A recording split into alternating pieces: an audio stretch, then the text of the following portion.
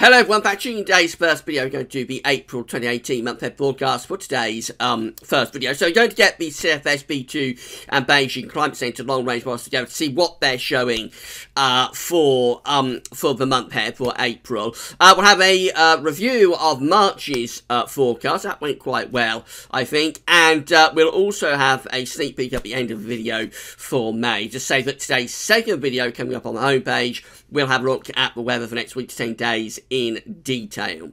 So, let's deal with the March forecast first of all, because we predicted that we would have a colder than average month during March. We also thought precipitation would come out a little bit above average as well. Now, I haven't got the UK-wide figures in yet, so when we get those at the UK Met Office, I will bring you those figures when the climate averages page is updated for March 2018. Should be in the next day or so. We have got the CET, so this is how the CET is looking, Central England temperature for March, and it's coming out at 4.9, which is an anomaly of 0.8 of a degree below average. I'm just waiting to get my highlighter up. I forgot to do that before I started the video. Really, I should stop this and start again, but I don't really want to. Right, so we're going to have a look at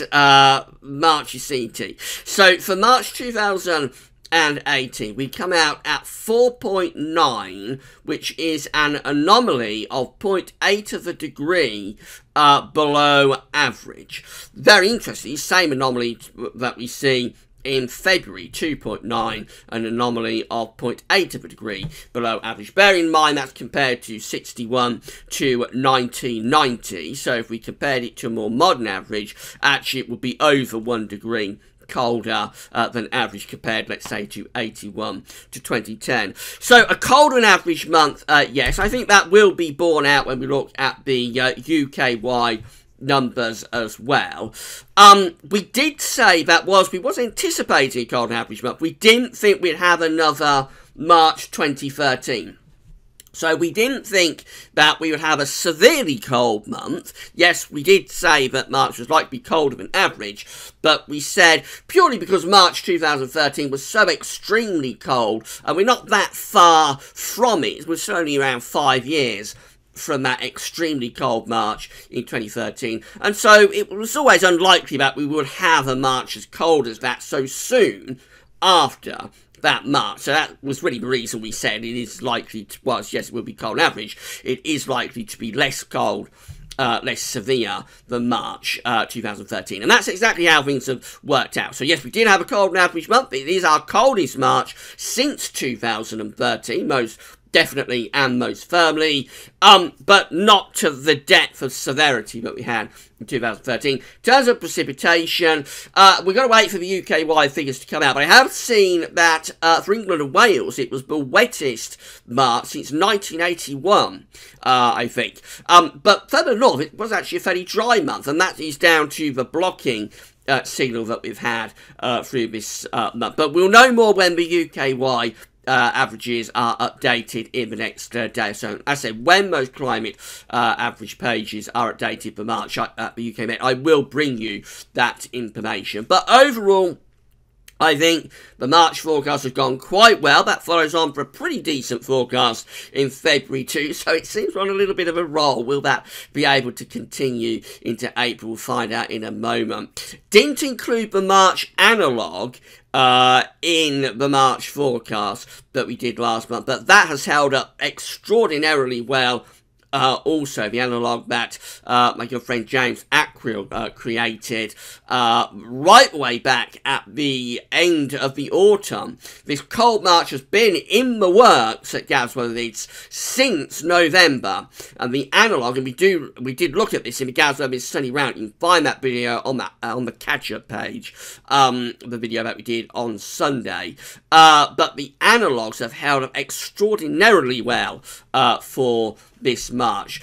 The April analogue, which I haven't got for this video, but I can tell you the April analogue was always that we would get a reversion back to more spring-like weather in April. Whilst not a classic April month, quite an unsettled April was expected by the analog, should be quite a lot less cold or milder compared to March, with far less of a blocking signal. So spring, hopefully, if the analogues continue to hold up well, will resume, or will begin, I suppose you would say, actually, in April. Let's have a look at some models then. So this is what CFS V2 is showing for April 2018. 700 millibar height anomaly first. We've got this area of below average heights in the Atlantic, with still something of a blocking signal up to the north, albeit quite a bit weaker compared to what we've had during March. An area of above average heights, that's the Azores High, of course, down here, looking rather weakened and rather displaced away to ourselves. So the upshot with this is that we're still keeping the jet stream almost to the south of the country, and it does still look as though it's continued to be quite unsettled as well. So a relatively cool, unsettled month, probably not as cold to average as we had in March. The blocking signal is weaker, still there to some degree, but overall just looking rather cool and rather unsettled for April for CFS V2. 700 millibar height anomaly. These are the temperature anomalies that the model is going for during April. So let's just lift that up ever so slightly so you see it a bit better. So this is this temperature anomaly that CFS V2 is going for in April, and it's coming out average to cooler than average for the UK and Ireland, also for Northern Europe as well. We're not all that far away from some warmth, though. We have got warmth here from the central part of the of Europe. So I think it just backs up what I was saying, that yes, it is a relatively cool month, still being signalled for April, but not as cold to average as we had in March. It should be closer to average. At times, there should be some milder weather to enjoy as well. And this is a temperature anomaly, this precipitation anomaly, I should say. This is coming out wetter than average for the west of Europe, so for the UK, for Ireland, for France, for Spain. Still coming out above average, and the reason is that the jet stream is coming through rather like that, and that's bringing low pressure in, of course, along the jet stream from the Atlantic. Now, whilst the jet stream is that bit closer to us compared to where it was in March, it is still a little bit to our south, so that's the reason we have such a wet signal ongoing for France, Spain and Portugal. So essentially, we're looking at a slightly less blocked month compared to March, but still another the blocking signal to be shoving the jet stream on a southerly track. So therefore still relatively cool and quite a wet month still being predicted by the CFS V2. What about the Beijing Climate Centre? These are 500 millibar heights, and this is how it's looking for the first 10 days of the month. So this is taking us from the 1st through to the 10th of April, and it looks very unsettled and cool as well. So almost backing up what the CFS is doing, really. The Azores High is displaced a long way out into the mid-Atlantic. The jet stream's coming through here. It's a little bit to our south. We've got a trough of below average heights over not just the UK, but much of Western Europe as well, and a little bit of a blocking signal, albeit weakened, still going on up there. So for the first 10 days of April, Beijing Climate Centre is looking very unsettled and really quite cool as well, with the jet stream down on a southerly track. This is how the next 10-day period is looking, though. This is taking us from the 11th to the 20th, with above average heights starting to build over and to the east of the country. Below average heights are down here, and again, we've got this sort of weakened ridge in the middle part of the Atlantic. What would happen there is that we would probably do something like that. It's rather complicated, but essentially we should be starting to turn a little bit drier, starting to turn a little bit milder, a little bit warmer as we go through that middle phase of the month. And that continues into the next 10 days, actually. So we go through to the 21st through to the 30th of April with, let's change the colour, with a nice area of above average heights, again, sitting over and to the east of the country, with below average heights through the central Atlantic, And so again, we do something like that. I think that's taking us back onto the mild side of the jet stream, albeit quite slowly, but it is taking us back onto the warmer side of the jet stream. And so it looks like April with the Beijing Climate Centre is an improving month, really. We start off still with the cold and unsettled pattern that we've had in March. That continues for a while into April, but through the middle and second half of the month, it looks like we should break out of that, start to build up some heights, start to return the jet stream northwards, and begin to pull in some warmer air from the south. So we start off quite cold, and then we transition into spring as the month goes along. Temperature anomalies, however, are coming out colder than average for the month overall. So below average temperature anomalies for the UK and for much of Europe as well, Northern Europe anyway. Precipitation anomalies, they're coming out still a bit above average. So despite the fact that the heights are getting better as the month progresses, overall it still looks like rather a cool and rather unsettled month that is being predicted here by Beijing Climate Centre. And I think a lot of that is down to what's going on in the first 10 or so days of the month, and then it's only a slow transition to those improvements later on. So the modelling isn't great for a nice April, to be honest. And I don't think we can go with a classic April here at all. I don't think we can go with an April 2007.